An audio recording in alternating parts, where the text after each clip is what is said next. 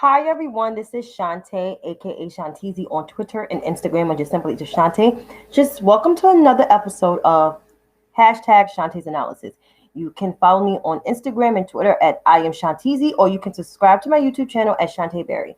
So I am here with some COVID numbers. I'm just going to give just plain, simple COVID numbers. I'm not going to give state numbers today, but I am going to give some COVID numbers. So I'm going to share my screen. Hopefully you guys can see it.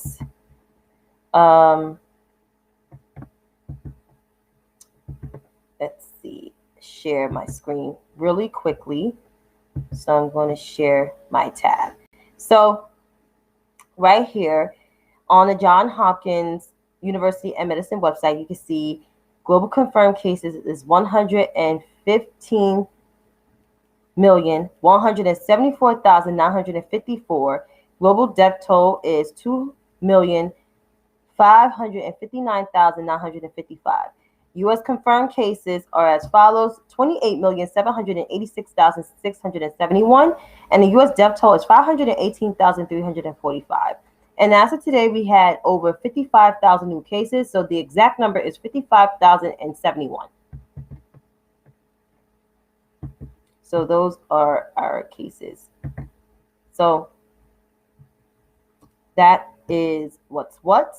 And we do have a national strategy. Like, we do have a plan.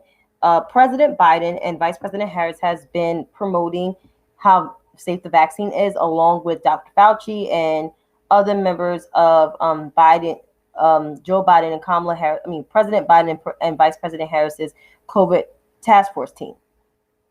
So we have a leading African-American doctor on this, and we have several other health officials that are qualified and that actually will bring truth to power when it comes to this virus. The following week on the 16th, it will mark a year since we have been quarantined and we have been socially distanced from our loved ones. And in April, or the end of March, it will mark a year that we've been wearing our masks. And I'm assuming, and I have said this numerous times, we're going to be wearing our masks until the middle or probably the beginning of 2022. We're lucky that we start wearing it at the end of this year, but I highly doubt it with the ignorant thinking of some of these Republican governors who are lifting their mask mandates and just having people just walk around like we're still not in the midst of a fucking pandemic. No, we are. I wear my mask. I wear double masks, and I've been wearing double masks since before the CDC and other health officials have recommended to wear double masks. I've been doing it because this is what happens when you watch Black news media like Roland Martin Unfiltered. If you can donate, which hopefully I can donate, you can, because some of it, the information, especially the COVID-19 stuff, is really helpful, especially to people of color, because we are disproportionately affected by COVID-19. So that's that. So there is vaccines is going to be delivered to different pharmacies that can get to local pharmacies like local CVS's, local Walgreens, local Dwayne Reed's, especially if you live in New York, or a local Rite Aid. So this way, you have the access to get in the vaccine. So that's a national strategy right there. I am not a Sagittarius, but thank you. But anyway, that's the whole plan right then and there. So in terms of the Biden rescue plan, that is the COVID relief. It passed through the House this past week. Now it's up to the Senate, which they vote on it tomorrow. They did they did something with the income requirements that appeased, I guess, Joseph Manchin III and Kristen Sinema. But the fact is that they don't want to give their constituents a $15.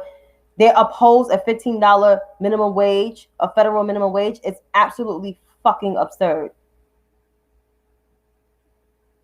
I'm not quite as sure how this vaccination is going to go. It depends on the CDC. So I don't know. But back to this Biden rescue plan thingamajig. Back to, well, Joseph Manchin III and Kristen Leah Sinema, who are opposing to increase the minimum wage to $15 an hour when one has Hispanics in their state that work 3 or 4 jobs just to keep shit afloat. And then you have one state who just have poor rednecks who is probably working 2 or 3 jobs. Everybody needs a leg up. And increasing the minimum wage is good. Now, if the minimum wage does get increased, I hope the cost of living in these states don't increase neither. Because there's always a catch-22 to something. As much as I'm in favor of people getting a leg up and getting all the incentives and getting wage increases and stuff, I think of governors and mayors increasing the cost of living. And I live in New York. So before there were Democratic mayors and governors again, New York was under a Republican direction for 20 years. From when I was 8 up until when I was about 28. And trust me, it was not a good time for Black people. People lost their rent control apartments. There was also racial profiling. People couldn't get a house. There's people that had to move out of the city because of the policies under George Pataki and Rudolph Giuliani. They were the fucking problem. Always been. And I remember Rudolph Giuliani cut the public school budget because I remember my school writing a letter to him. I remember George Pataki not giving a fuck about Black men and Latino men in prison. So when I hear all of this stuff talking about Republicans, that the best Republican mayor was Rudolph Giuliani, no. Nah. And George Pataki was the worst.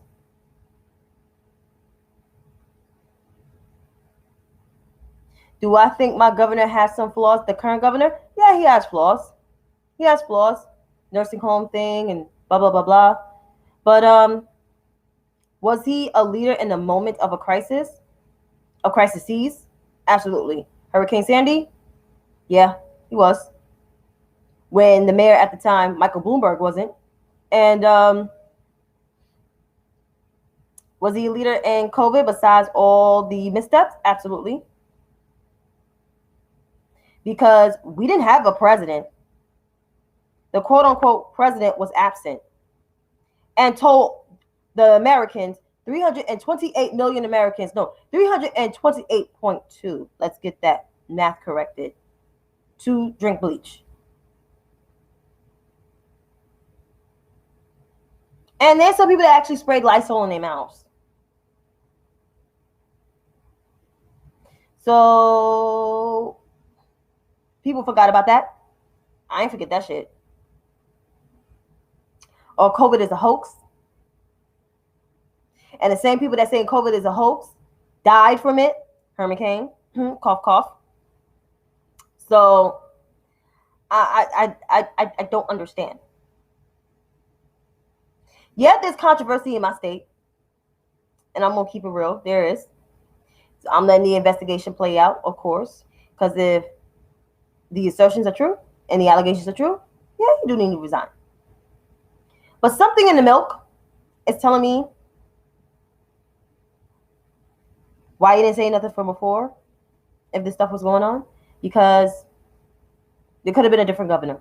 And not Cynthia Nixon, nor a Republican. That is true. That is true. Very true. But yeah. But pray for my state. But back to the two senators who is denying or opposing this $15 minimum wage. You need to be checked by your constituents because first and foremost, your constituents are working 2 to 3 jobs trying to make ends meet and probably has like 3 or 4 kids, and you motherfuckers are withholding up this legislation because you feel like $15 is too much. $15 a year times what, 26, because some people get paid every 2 weeks. That's 31,200. That still ain't shit. That is chump change. That's not even a Metro card in New York for a whole week.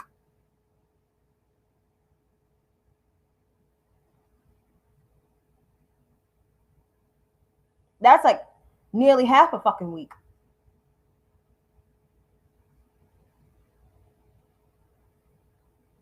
So I don't understand.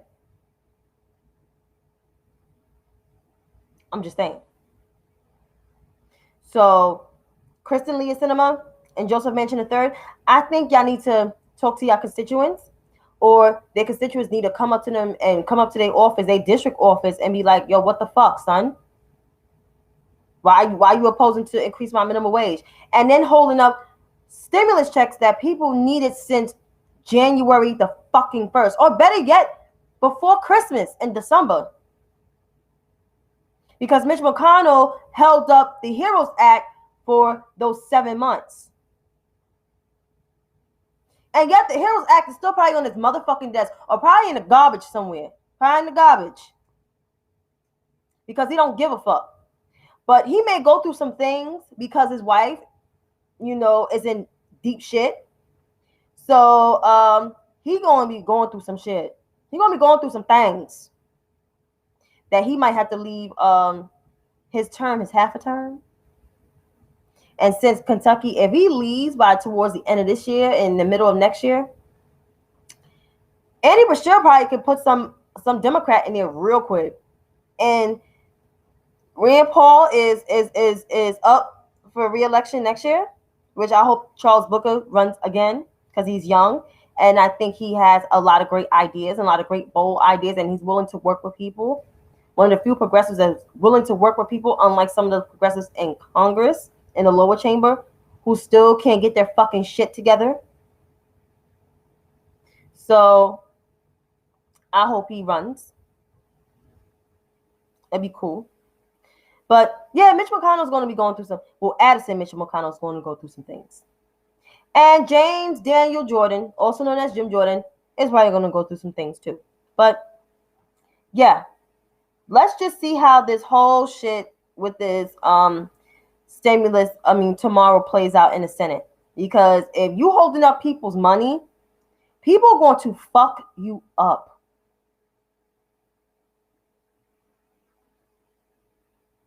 Because people probably haven't paid their rent since last year. People didn't have the money to pay their rent last year. I was one of the blessed ones, but not a lot of people. No. So that's that. And so the Voting Rights Act, which I got the Washington Post alert, voting rights bill passes in the House, but faces an uphill fight in the Senate. The measures includes automatic voter registration, that's HR 1. And so to not gerrymander, I believe. But here's the thing. I've seen Michael Richard Pence trending, the former vice president. I'm assuming that's what he was, even though I know he was, but I never call him that. I just call him Michael Richard Pence. And saying that HR 1 is not good, it's what the left is trying to do and blah, blah, blah. But I'm like, the last time I checked, motherfucker, these insurrections was about to kill you.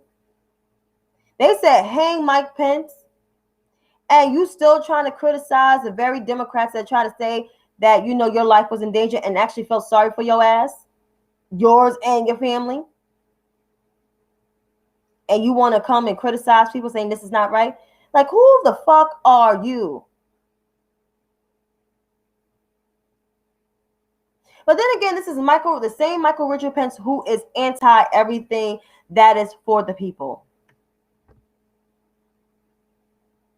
And I will never forget, he is the same motherfucker who was the head of the coronavirus task force, the White House coronavirus task force.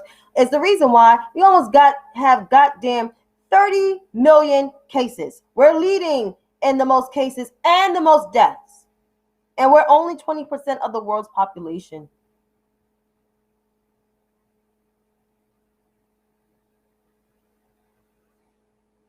But who am I and who is me? But I also would like to get into, here goes these things. And I'm just going to say this, and I'm just going to be succinct with this. This is to the progressives in Congress and, and their constituents, those who, categorize themselves or identify as progressives. The best thing to do is actually pass legislation and stop fucking running your mouths on social media and on news networks, because you're not accomplishing anything. The only thing you're doing is causing dissension and division and not giving what your candidates want from you. So my best bet to you people, to the progressives in Congress, shut the fuck up, write a bill, and actually get it done. Not writing some vanity bill that only gets 105 votes. And to their blue check fan base and their blue check, warriors, shut the fuck up and actually do some actual research on facts. Cough, cough, Anna Kasparin. And to their constituents and their fan base, read a book. Read something on civics. I'm pretty sure you will learn something, or watch the Schoolhouse of Rock. And that's what I just have to say. But until then, you have a good night. And remember, subscribe to my YouTube channel or follow me on Twitter or Instagram. Until then, have a good night.